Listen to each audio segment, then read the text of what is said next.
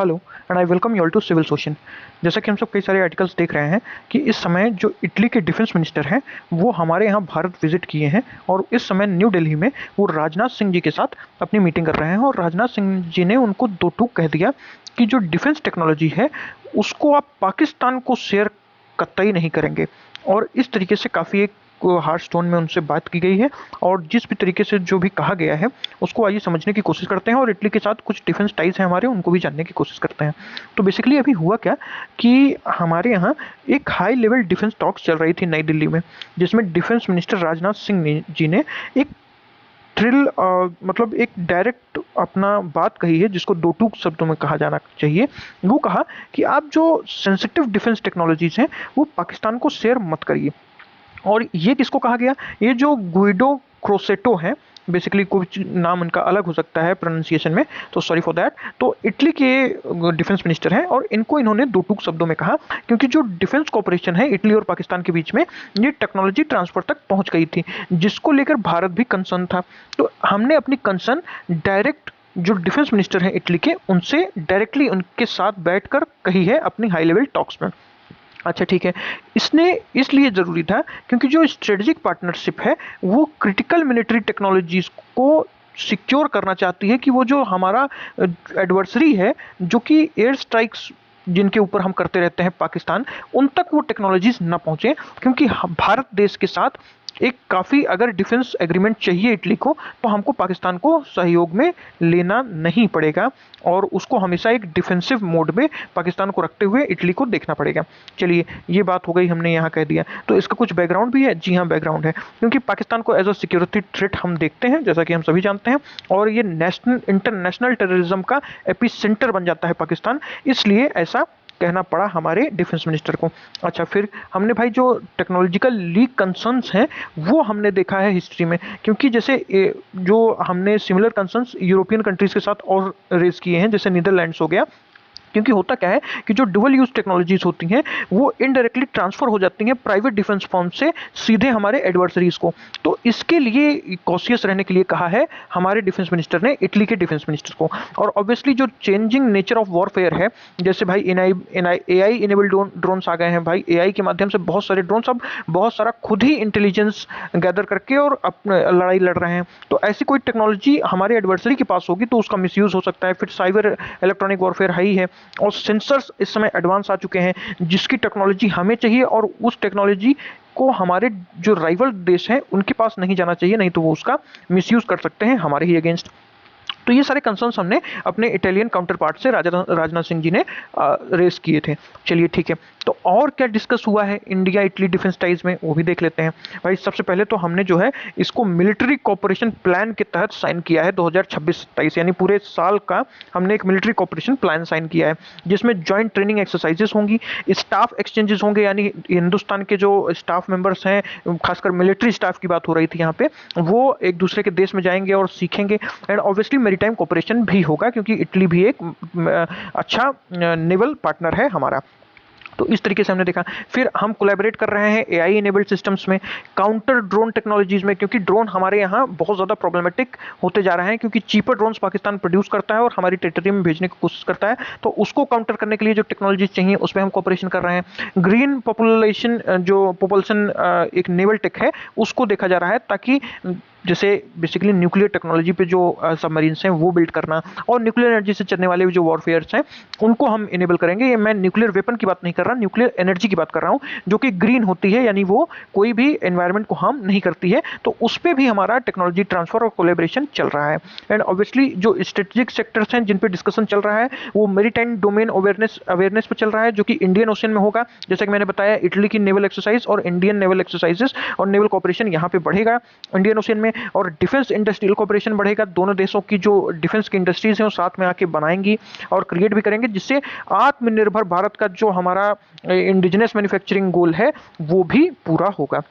अच्छा, ये समझ लिया हमने। फिर इसका कुछ जियोपॉलिटिकल कंटेक्स्ट भी आता है। जी हाँ, बिल्कुल आता है कि क्योंकि जो हम इंडिया का इस समय यूरोपियन कंट्रीज के साथ डिफेंस पार्टनरशिप है वो बहुत ज़्यादा बढ़ गई है, क्योंकि फ्रांस के साथ हम जानते ही हैं जो फाइटर जेट्स और सबमरीन्स का कोलैबोरेशन जिसके साथ हम करते हैं, जर्मनी के साथ एआई ड्रोन्स और सेंसर्स का, और सप्लाई चेन जो हमारी है वो ईयू के डिफेंस मैन्युफैक्चरिंग के साथ बहुत ज़्यादा बढ़ गई है, जिसमें इटली एक ब्रॉडर यूरोपियन आउटरीच में हमारी मदद करने वाला है। और इसीलिए कहा जा रहा है कि ये पोलर वर्ल्ड का अनसर्टेनिटी इस समय देखी जा रही है। इसलिए कहा जा रहा है हमारे डिफेंस मिनिस्टर के द्वारा कि ये नो ऑर्डर, बेसिकली कभी कहा जाता था कि वर्ल्ड यूनि बेसिकली सिर्फ अमेरिका कंट्रोल करता है तो यूनी ऑर्डर हो गया, ठीक है, फिर रशिया और अमेरिका मिलकर करते हैं तो डाई ऑर्डर हो गया, यानी बाय ऑर्डर नेशन हो गया, बाय पोलर नेशन। अब इसमें कोई ऑर्डर नहीं है, यानी कोई एक आदमी जो सब कुछ मैनेज करेगा ऐसा कोई देश नहीं है। अब सब लोग अपने आपको और अपनी सोवरेनिटी को आगे रखते हुए अपनी कंट्रीज मैनेज करेंगी। इसीलिए कहा जा रहा है कि सेंसिटिव टेक को लेके अपने आप को बहुत ही ज़्यादा सिक्योर करने की ज़रूरत है। अच्छा, फिर वेस्ट एशिया और ग्लोबल इनस्टेबिलिटी बनी हुई है। जी हाँ, बिल्कुल बनी हुई है, वेस्ट एशिया टेंशंस बने ही हुए हैं, उससे हम अभी निजात नहीं पाए हैं, जिससे सप्लाई चेन डिस्ट्रप्शन आ रहा है और स्ट्रेटजिक अलाइनमेंट्स में भी दिक्कत आ रही है, तो ये भी एक बड़ा चैलेंज है, ठीक है। तो इसीलिए हमने इस समय इटली के साथ ये डिफेंस कॉपरेशन करने की बात कही।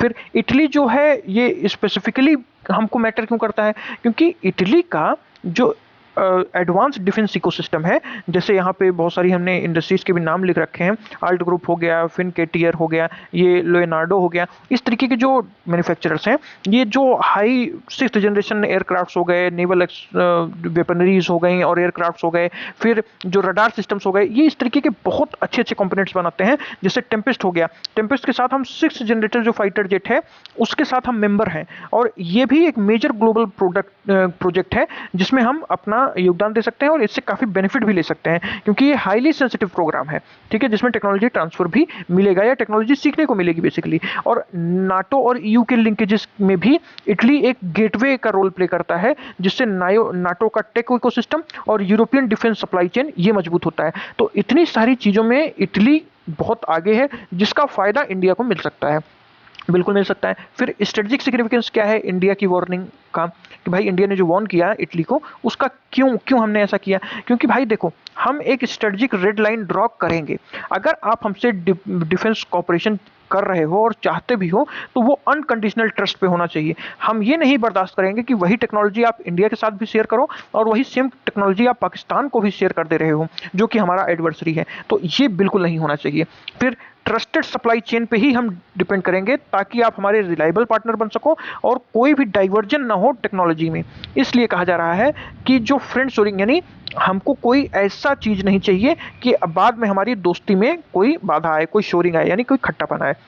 फिर डिप्लोमेटिक जो सिग्नलिंग है वो भी यूरोप की बहुत ज़्यादा मतलब इस समय जो मिलिट्री इंगेजमेंट है वो पाकिस्तान के साथ अवॉइड ही कर रहा है। इसीलिए कहा जा रहा है कि इंडिया के साथ डीपर डिफेंस आपको टाइज चाहिए तो आप पाकिस्तान को सप्लाई या टेक ट्रांसफ़र आप देने से बचिए, बिल्कुल मत दीजिए बेसिकली, ठीक है। तो ये बात हो गई। फिर जो इंडिया की डिफेंस पॉलिसी है उससे भी ये लिंक करता है, जैसे भाई जो आत्मनिर्भर भारत का हमारा डिफेंस है उससे कैसे क्यों डिपेंड करेगा, क्योंकि हम को प्रोडक्शन में ज़्यादा ध्यान देंगे। को प्रोडक्शन मतलब भाई इटली और इंडिया की जो डिफेंस इंडस्ट्रीज़ हैं वो साथ में मिलकर प्रोड्यूस करेंगे, जैसा हमने देखा पहले। फिर टेक्नोलॉजी ट्रांसफ़र, उस पर बहुत ज़्यादा ध्यान दिया जाएगा, और इसी को सिर्फ हमें ट्रांसफ़र किया जाए, पाकिस्तान को बिल्कुल ना किया जाए। इस पर भी हमने उनको बोला है दो टूक शब्दों में कि आप ऐसा नहीं करेंगे। And obviously controlled and secure partnership होगी हमारी, इस पे पूरा फोकस रहने वाला है इस पूरी डिफेंस पॉलिसी डील का। अच्छा, फिर जो एक्सपोर्ट एम्बिशन है इंडिया का वो भी बहुत ज़्यादा इस पे निर्भर करेगा, क्योंकि हम को प्रोड्यूस करेंगे तो इटली और इंडियन डिफेंस जो मैन्युफैक्चरिंग है उस पर बहुत ज़्यादा रिलायबिलिटी बन जाएगी और पूरे विश्व उसको परचेज भी करना चाहेगा। इसलिए हमारे एक्सपोर्ट एम्बिशन जो 30,000 करोड़ का एक्सपोर्ट हम ऑलरेडी करते हैं उससे और ज़्यादा हमारा एक्सपोर्ट्स बढ़ेगा, जिससे हमारा करंट अकाउंट डिफिसिट कम होगा और उसके बहुत सारे अन्य फायदे भी होते हैं। फिर जो टेक्नोलॉजी लीकेज है उसको हम अंडर कॉम्पिटिटिवनेस से बेसिकली पाकिस्तान के पास जो टेक्नोलॉजी लीकेज नहीं ही होना चाहिए, उससे हमारे बहुत सारे घाटे हैं, ठीक है। इसीलिए हमने ये चीज़ें red line as a draw कर रखी है। फिर सिक्योरिटी फर्स्ट डिप्लोमेसी होगी, जैसे पार्टनरशिप एक्सपेंड हो रही है। फिर कंडीशंस हमने काफ़ी तरीके से सेट कर दी है कि अगर हमारे साथ आपको पार्टनरशिप करनी है तो उसके साथ कुछ कंडीशंस भी आएंगी। ऑब्वियसली आप हमारे पाकिस्तान एज एन एडवर्सरी को वो सेम चीज़ें, सेम ट्रीटमेंट नहीं दे सकते, और इसीलिए कहा जा रहा है कि इंडिया की पोजीशन को कुछ चैलेंजेस भी हैं, जैसे हमारे पास बहुत लिमिटेड कंट्रोल है सोवरेन डिसीजंस का इटली के बेसिकली, क्योंकि इटली जो है वो आर्म सेल करने के लिए फ्री है किसी भी कंट्री को। तो इंडिया उसको लीगली एनफोर्स नहीं कर सकता कि आप लीगली बाइंड है कि आपके पास ऐसा रिस्ट्रिक्शन है कि आप पाकिस्तान को नहीं दोगे। तो ये सबसे बड़ी दिक्कत आने वाली है हमको, हम सिर्फ बोल सकते हैं ऐसा। फिर commercial interest versus strategic concerns ये भी आता है, क्योंकि भाई जो डिफेंस कंपनीज हैं वो तो प्रॉफिट ही देखेंगी। अगर पाकिस्तान उनको अच्छा पैसा ऑफर करेगा तो बिल्कुल पाकिस्तान को शेयर कर देंगी, और जिससे हम मल्टीपल मार्केट का जो उनका चॉइस है उसको भी नहीं रोक सकते। इसलिए ये बिजनेस लॉजिक से जियोपॉलिटिक्स का कंसर्न हम सॉल्व नहीं कर पाएंगे, ये उसके बीच कॉन्फ्लिक्ट अराइज होगा। ऐसा एक चैलेंज हमारे पास आने वाला है। हालांकि डबल स्टैंडर्ड्स आर्ग्यूमेंट भी दिया जाता है, क्योंकि इंडिया खुद तो अमेरिका, रशिया, फ्रांस और इजराइल सबसे हथियार खरीदता है। तो भाई लोग ये भी कह सकते हैं कि हमें क्यों आप रिस्ट्रिक्ट कर रहे हैं कि सिर्फ इंडिया के साथ ही डील करें, पाकिस्तान के साथ डील ना करें। हालांकि मेरे हिसाब से इन सभी चैलेंजेस को हम एड्रेस करने में सक्षम रहेंगे, क्योंकि अगर हम अपनी बात पहुंचा पाए तो। इसलिए कहा जा रहा है कि एक फ्यूचर ट्रेजेक्टरी के पास हम कैसे किस तरीके से आगे बढ़ सकते हैं। जैसे भाई जो इस समय लाइकली डील चल रही है उसमें ये हो सकता है कि एक इंडिया और इटली का एक डिफेंस कॉपरेशन बहुत ज़्यादा स्ट्रांग हो जाए, जिसमें हम रिसर्च एंड डेवलपमेंट पे जॉइंटली पार्टनरशिप करके इंडस्ट्रियल पार्टनरशिप के साथ आगे बढ़ें। फिर ग्रेटर सिक्योरिटी टेक ट्रांसफर हो सके, ताकि हम जो एंड यूजर एग्रीमेंट्स है उस पर साइन कर सकें। एक्सपोर्ट कंट्रोल्स हमारे पास हों।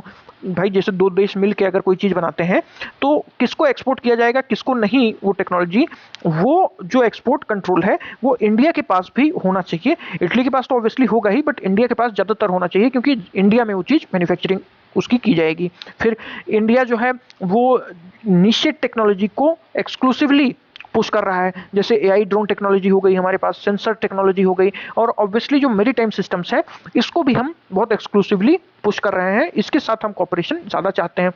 एंड इसी के साथ जो ईयू डिफेंस इकोसिस्टम है इसमें भी हम इंटीग्रेशन चाहते हैं, ताकि हमारी जो सप्लाई चेन पार्टनरशिप है वो बढ़े और जो जॉइंट प्रोडक्शन हब बन के उभरे एज इंडिया। इसीलिए ताकि हमारे पास कभी भी डिफेंस सप्लाई की कोई कमी न रहे। इसीलिए कहा जाता है कि इंडिया सिर्फ एक बायर से बढ़ के अब एक पार्टनर, और एक पार्टनर के बाद अब एक रूल सेटर भी बनने की कगार पर है। और रूल सेट अब हम करेंगे कि किस तरीके से और कैसे वेपन इंडस्ट्रीज किसके साथ कब कोलैबोरेट करेंगी, अगर उनको इंडिया जैसा बड़ा market as a defence partner चाहिए तो। इसीलिए कहा जा रहा है कि इंडिया का जो राइजिंग ग्लोबल डिफेंस स्ट्रक्चर है उसके तौर पे स्टेचर है, उसके तौर पे हम ये चीज़ें कर पा रहे हैं, और सिक्योरिटी सेंसिटिव पार्टनरशिप को भी हम इस समय बहुत ज़्यादा तवज्जो दे रहे हैं। फिर टेक्नोलॉजी कंट्रोल पे मॉडर्न जियोपॉलिटिक्स इस समय इंपॉर्टेंस दिखा रहा है, और उसी के साथ हम एक ट्रस्ट, सिक्योरिटी और रिस्पॉन्सिबल टेक्नोलॉजी शेयरिंग चाहते हैं, ऐसा इंडिया का कमिटमेंट है। इसीलिए आपको ये टॉपिक समझ में आया हो then like, share and subscribe to our channel. Thank you so much.